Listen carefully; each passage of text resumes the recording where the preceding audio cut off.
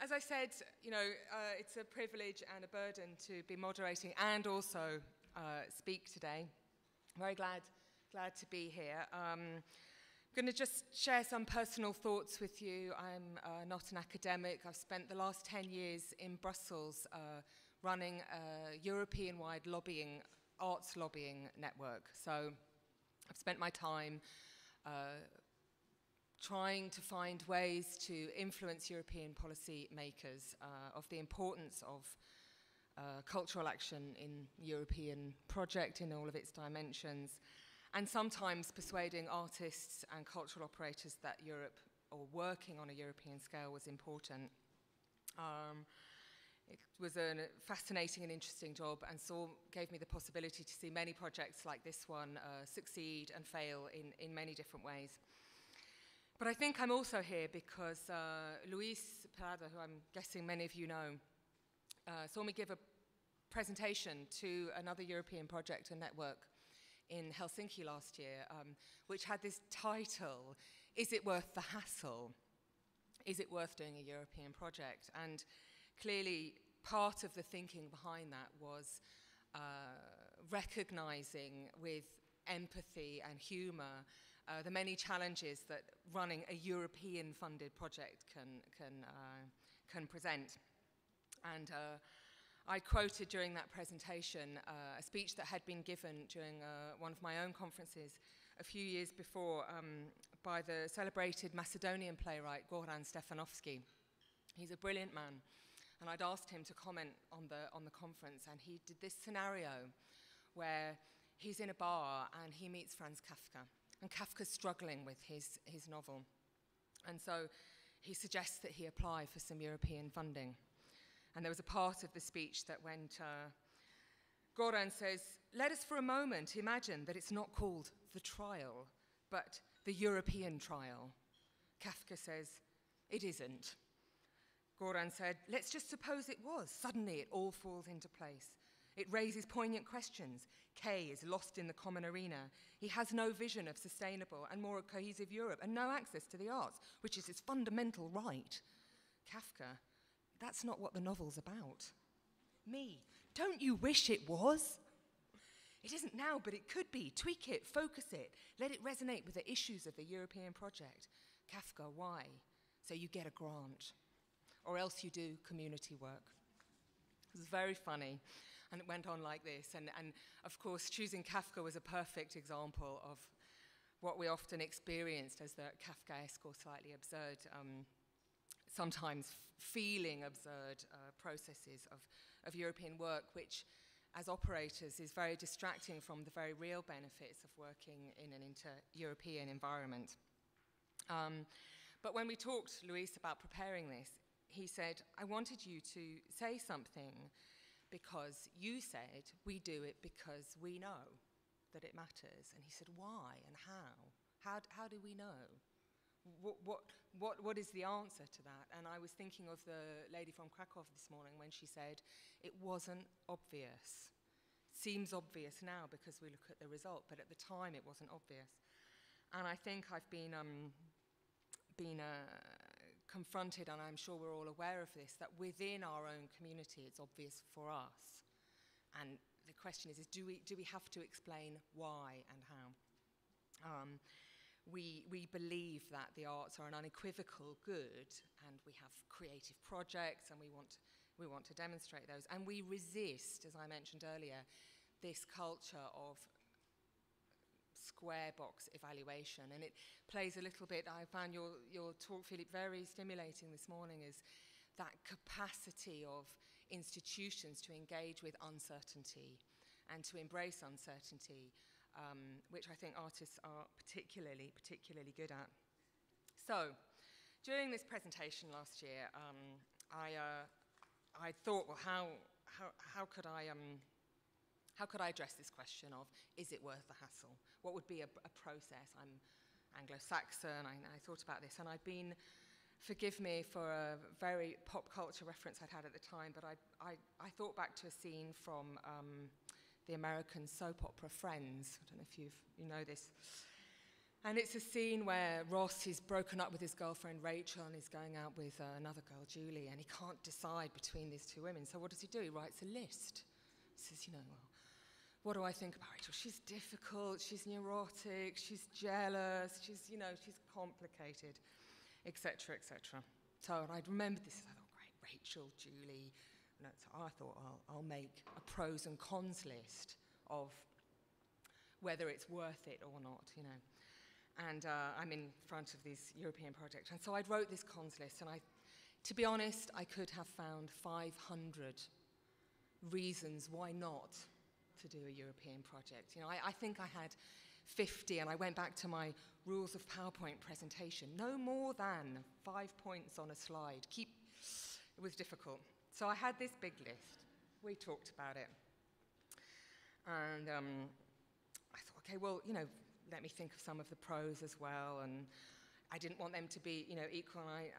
So I worked through this. You know, you could make a SWOT analysis, you could do a log frame, and here was my list of pros and cons. And I thought, you know, is this? So I'm going to go back to that. Yeah, is this persuasive for you or for me? You know, if you sat down and you were going to undertake a European project, and you said, well, you know, is it really going to be worth all the trouble?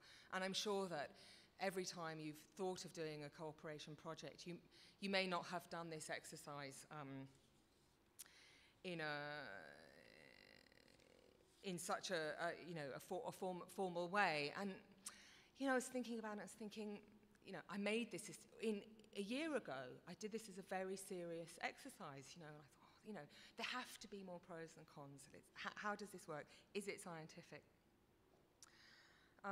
And I'm sure that all of you could add other pros and cons on either side, and maybe the money aspect would be more present for some of you, or maybe the negatives would actually push you away. But to go back to my Rachel and Julie dilemma, what happens in the show when this happens? Right? He writes down all his lists. Here we are, all the problems with Rachel. And what does he write down to come to a conclusion when he's trying to make this decision? Julie. She's not Rachel. There's no, it's an emotional, it's a conviction, it's a feeling. Unfortunately, of course, in the storyline, Rachel walks in before she sees the Julie list and is extremely upset at this long list of negatives, and that gives meat for the next 3 seasons of Friends and the Ross-Rachel dilemma. But I thought that actually that's actually probably a year later, after having written this list a year ago. And I'm not necessarily very comfortable with this, but I've come to the conclusion that there are very, very, very many arguments against doing the kinds of projects that we have, and there are very, very, very many arguments for. But in the end, and I was very, very struck by Bertram, who spoke just before, you know, he said, I saw the project, I liked it, and it comes down to vision and belief and commitment. And I think it's like love, it's like, you know, if you made a list of all the reasons why you should have a child, you would never have a child, you know, the money, the cost, the sleepless nights, it's impossible.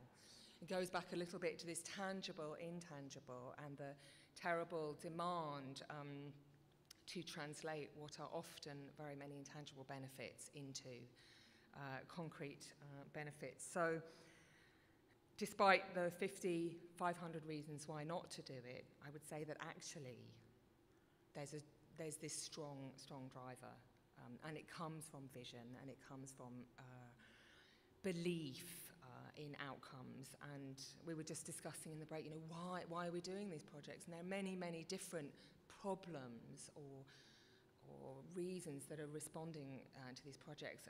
But we were talking about it, saying that perhaps one of the key drivers is driving against isolation, bringing people together, creating the space and the possibility for diversity, for interaction, for human exchange, for creativity and innovation. So I think maybe Luis was the only one who was there last year when I made this presentation, and I was also struck by the presentations this morning, these references to Senate and how old they were. And I can say that in my years of advocacy and lobbying, my job was to find arguments why. Why did it matter? And I mostly came to the conclusion that if you're faced with a politician who doesn't understand why it's important for children to dance in school, or you're faced with a politician who thinks that all arts activities should be intercurricular, it's not verbal arguments that are going to make the difference, but showing. And I think that what we saw, seeing projects like this, showing them is the most important thing. So perhaps not the whys, but the hows of which we have. And as individual operators, it's so important for us to push through all of those potential negatives, but have a strong positive vision and understanding about how those projects contribute to the things that we believe are important. On the train yesterday, I was reading the New Yorker magazine, and there was an article by Malcolm Gladwell. I don't know if you've heard of him. He's a sort of behavioral economist, social, psychologist. He wrote a book called The Tipping Point, and very interesting and sort of anecdotal evidence. And he was looking at the life of an economist and intellectual in America who I'd not heard of, called Albert Hirschman. And it was great, sort of serendipity. I'm on the train, I'm coming here, and I was thinking about the challenges of the conference, and it gave me a fantastic metaphor for the project and often the work that we're doing here. The article was called The Gift of Doubt, and this was an economist who developed a theory based on the knowledge of risk or the lack of knowledge of risk when you're going into a big endeavour. And he talked about a big project in the 1850s in the US to connect Boston to the Hudson River. And this involved digging a tunnel through a mountain. And it was considered a key development project because it was going to link the industries of Boston to be able to deliver to the western states of America. They have all these scientists come in, geologists, who say, the matter of the rock is very soft, it's going to cost $2 million, we'll tunnel through in no time. And guess what? That turned out not to be the case. And the mountain was full of very, very hard rock. It took them 20 times longer than they thought. The budget was, went over and over and over. And was a success. And he says that the entrepreneur takes risks but doesn't see himself as a risk taker because he's operating under the delusion that what he's doing isn't risky. And we're going in and we're taking our chances. It's afterwards that you see what the benefits were. And if you stood at the front of the mountain and you thought, this is going to take me $500 million and 50 years to go, you'd never do it. You'd never find the creative solutions of getting through. And I love this sort of metaphor of a European project as a mountain that we're facing, and that, sometimes it might look overwhelming, and we might think that we have all the pieces in place to get through. But the point of the economist was that it's when you hit those difficulties that the creative solutions come and you find ways through. Because once you're in the mountain, you're going to have to go through to the other side. And I thought that was a great story. So it's sort of slightly developing a bit on what you were saying, Philippe, about we want to go into an endeavour feeling like we know what we're up against and how it's going to work, and we have an end objective. You talked about people together with an end objective at the top, and I think that having, if I'm continuing the metaphor of the mountain, having the vision of what's on the other side of the mountain and being able to take you through is very, very important. I was also reading on the train yesterday a great paper by François Mataresso. I don't know if anybody knows of the work he's done. He's a great social and cultural commentator. And this was the thought I wanted to leave you with. He says, it is in the general interest to ensure that the widest possible range of cultural expressions is available. It allows everyone access new experience, incubates innovation, and safeguards against narrow thinking. Perhaps it is naive to propose that national cultural institutions long used to defending a particular set of cultural values, should transform themselves into defenders of democratic cultural participation itself. It is certainly a huge challenge, but the alternative is the gradual marginalisation of public cultural services as other forces, including commercial ones, contest the values that will shape Europe in the 21st century. So it's quite a long paragraph, but perhaps that's what I'd want to put in my prose side, actually, you know, as a why and a reason, as a reason to carry through. So despite the approach that I took a year ago, it actually encouraged no more list making and no more pros and cons, but cultivating leadership that has belief and vision, and certainly those leaders who are able to communicate the outcomes, the impacts, the tangible, the non-tangible effects of what we're doing. And perhaps looking back at your mountains and looking back at the holes that you've gone through, we're amazed at how we managed to get through. And I'm sure that in this Second Chance project, there have been many, many difficult moments.